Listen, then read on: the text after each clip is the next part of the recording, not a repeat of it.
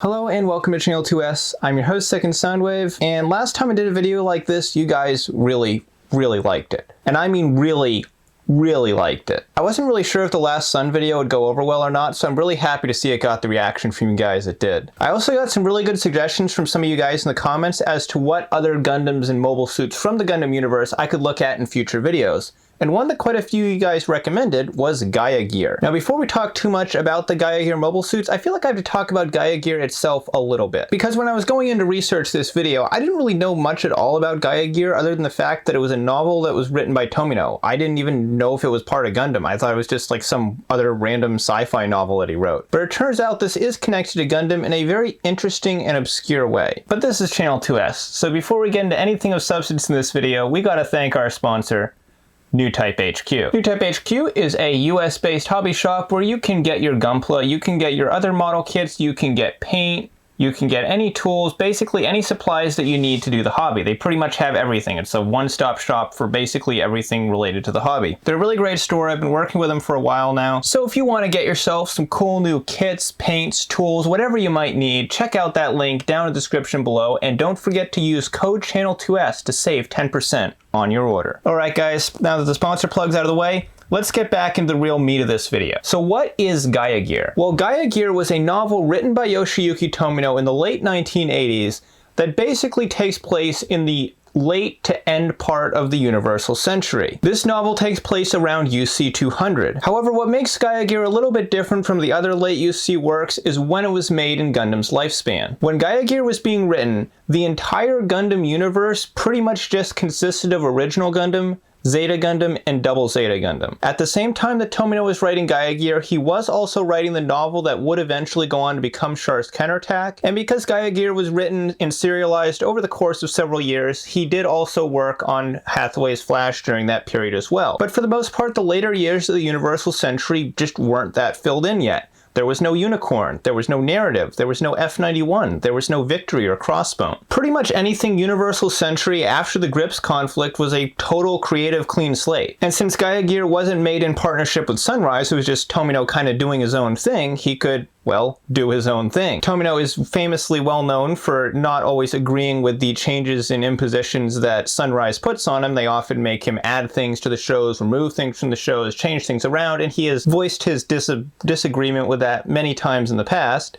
But Gaia Gear was a project that he was working on his own, which meant he had pretty much total creative free reign with it. However, eventually Sunrise wanted more Gundam, and Tomino wrote more Gundam for them, and the Gundam series that he wrote for them, such as F91 and Victory, which he wrote really not even that long after this book, pretty much completely retconned this out of existence. So Gaia Gear became this lost footnote in the Gundam franchise. There was a time where this was part of the Gundam universe, and in a way I suppose you could still kind of consider this as an alternate universe sort of thing, but it's still to this day has to be the most obscure and the most disconnected piece of the Gundam universe. I mean, it doesn't even have Gundam in the name. It's literally just called Gaia Gear. This is one of only a very small handful of Gundam works that aren't even called Gundam. That's how obscure we're talking here. And because of the obscurity of Gaia Gear, and because it was a purely prose printed book, there's not really a lot of information about it in English. In fact, pretty much all the information known to the English Gundam fandom about this book is right here on the Gundam Wiki, so that's where you're going to see me for most of this video. Now, I was hoping to find some nicer resolution, kind of high quality images of some of the mechanical designs from this novel, like I did with Last Sun, but unfortunately, due to the obscurity of Gaia Gear, I'm going to just be working off the line art pics on the wiki. Regarding the story itself, it takes place around UC 200-ish, UC 203, I believe is the specific number, and the main character is a literal Char clone. I don't mean he's a guy who looks like Char,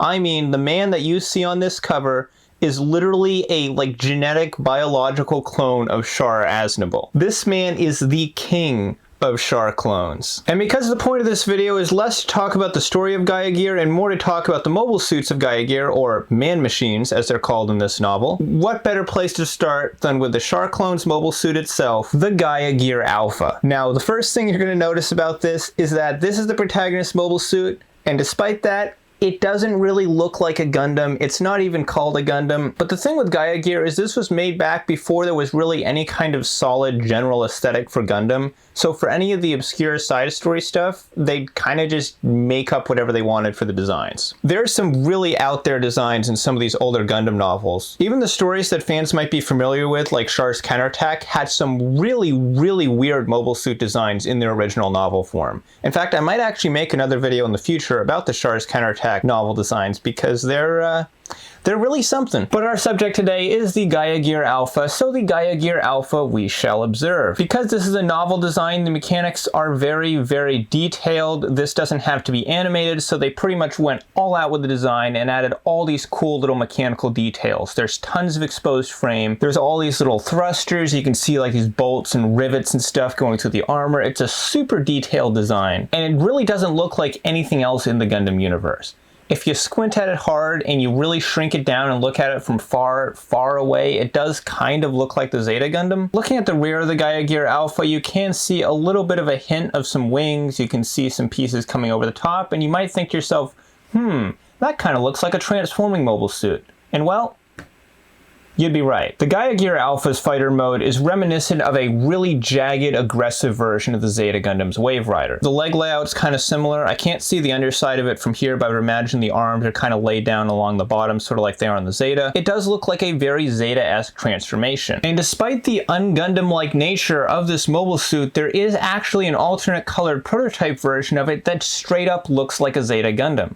It's got the blue, the orange, the red, all the colors you would expect to see on a classic Gundam design. And with elements like the V-fin and the forehead camera and the chest vents highlighted in proper Gundam colors, you really do start to see some more of the Gundam influence in the design. All of a sudden, this starts to look a lot more like something you would expect to see in the Gundam universe. One of the main protagonist grunts of the series, kind of, I guess like the Rick Diaz equivalent, you could say, is the Dochati. And the Dochati is it's an interesting design. I do kind of like some elements of this design, but I'm not sure how well it works as a grunt suit. I think it's got a little bit too much going on for that grunt aesthetic. It's cool. It's actually quite cool, but I think it's just a little bit too cool to be a grunt suit. However, there is a upgraded variant of it called the Dochabi DH3B, and this is much more in line with what I would expect from a grunt-style mobile suit. In fact, this looks like a Gaia Gearified, sleeked-up, detailed-up version of something like the Jigen or the Nemo. And unlike the basic form, the DH3B variant practically radiates grunt energy. This is the kind of design that I think of when I think grunt suit. Now, unfortunately, I don't have any better pictures of them in color, but here you can see just kind of a general idea of what the color schemes on these two mobile suits look like. Even in color, I still definitely prefer the more grunty looking one. For a novel with Gaia Gear's aesthetic, this is pretty much the perfect good guy grunt suit design. Another pretty neat grunt suit from Gaia Gear is the Gussa Improved Performance type. Now there are quite a few other variants of some of these mobile suits I'm going to be looking at today. However, I picked out just a few of the variants that I thought looked the best, since some of these have some really minor variants between them. Some of them are kind of unimpressive designs, so I sort of cherry picked out some of the best for you guys. But this is the Gussa. I think it's pretty cool. It's white and orange. He's got these big fuel tanks coming out of the sides with some, looks like some verniers on the tips of them. This is another grunt suit. This looks a little bit more... See, it's interesting kind of looking at just these designs out of context and trying to kind of guess what their role is in the story, because well-designed mechanical designs, you can kind of look at them and just get a feel for what they are. So this looks sort of like another Federation-style mobile suit.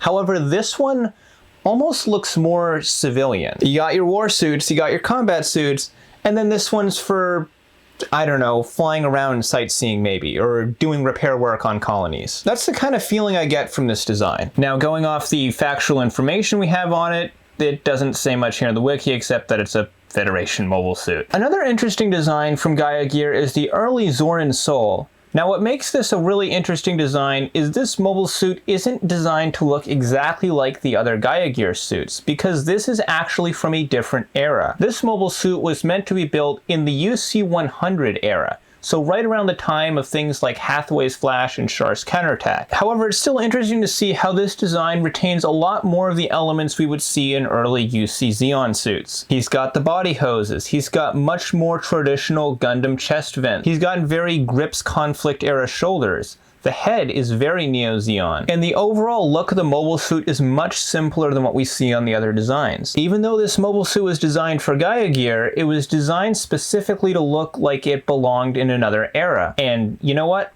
They nailed it. They absolutely nailed it. Unfortunately, the wiki doesn't say who exactly did the mechanical designs for Gaia Gear, but whoever they were, they did a really good job. Now, if you're wondering what the Zoran Soul would look like if it was in the Gaia Gear aesthetic, well, that's basically what the refined Zoran Soul is. This is the Zoran Soul design that was kind of revived from UC 100 and used in UC 200. Basically, they just thought, you know what?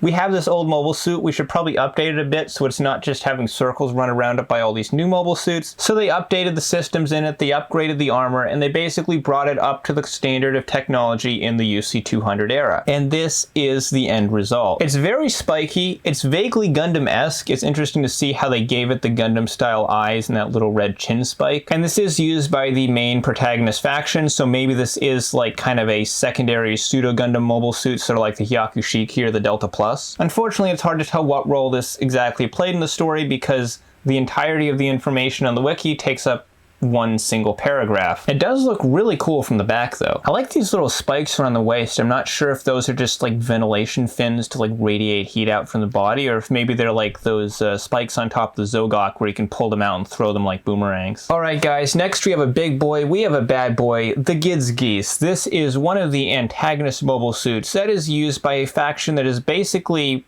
pretty much just Titans 2.0. At least as far as I can tell from the information I have on it. They're basically just the Titans, but different. And the Gids Geese is a very bulky mobile suit. I don't know what it is about it. Maybe it's those pieces on the back, but it's reminding me just a tiny, tiny little bit of some of the Hathaway's Flash designs like the Gustav, Karl, and the Penelope. However, it still retains a lot of that Gaia Gear aesthetic and really just looks like the kind of design that's just begging for a resin kit. In fact, there's probably gotta be at least a dozen resin kits of all the suits I've looked at so far. With how much of a cult following Gaia Gear has among dedicated Gundam fans, it really wouldn't surprise me. And just so you can get a little bit of a better idea of what this mobile suit looked like, here it is in color. And finally, we have my favorite mobile suit of everything we've looked at from Gaia Gear. This is by far, to me, the coolest design, the Brahm Texture production type. Just look at this. The more of these mobile suits from Gaia Gear I look at, the more I can really kind of get a feel for what the aesthetic of this series was like. Brahm Texture definitely fits within that aesthetic while looking absolutely awesome at the same time. The head design's really cool, the body's really neat, he's got these cool big round shields on his arms, he's got big spike stuff on his back. It's just an awesome design. I feel like I'm getting even more Penelope influence in this design as I'm looking at it with these big flaps coming off the waist here. Okay, so there is actually a mechanical designer listed here. Is this the same guy who did the Hathaway's Flash designs, or at least the original designs from the novel? I don't know, but at this point it wouldn't surprise me. Both books were written around the same time, so it certainly wouldn't be outside the realm of possibility. But this is just a phenomenal looking mobile suit design. Really cool color scheme, really cool design. And the craziest thing about this giant, beautiful mess of parts is it transforms. But it doesn't just transform, it transforms into this unbelievably sleek looking aircraft.